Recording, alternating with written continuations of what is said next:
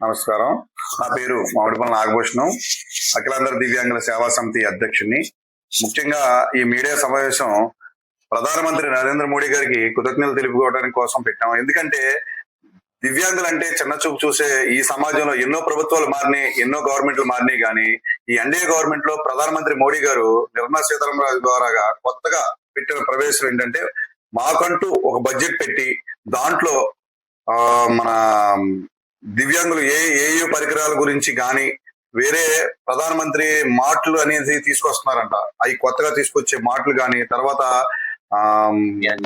దివ్యాంగ పోషకాల యోజన పథకం ఒకటి, ఇవన్నీ కూడా మోడీ గారు మాకు కొత్తగా ఎప్పుడూ లేని ఏ ప్రభుత్వం చేయని ఈ దివ్యాంగుల పట్ల, దివ్యాంగులని చిన్నచూపు చూసే వాళ్ళకి వీళ్ళు కూడా సమాజంలో ఒక మన దేశానికి వీళ్ళు కూడా ఒక వెన్నుముక్క అనేటట్టు మోడీ గారు మమ్మల్ని అందరినీ గుర్తించడం, దాన్ని బడ్జెట్ సమావేశంలో పెట్టడం, ఇవన్నీ కూడా పరికరాలు ఏ మార్గంలో మాకు పరికరాలు అందించి, ఇదివరకు వెనుకటి మిషన్ కానీ లేకపోతే మన కాలు కృత్రిమ అవయవాలు అన్ని కూడా ఇవాళ టెక్నాలజీకి సంబంధించి దాన్ని మళ్ళీ చేసి మాకు అందించడం.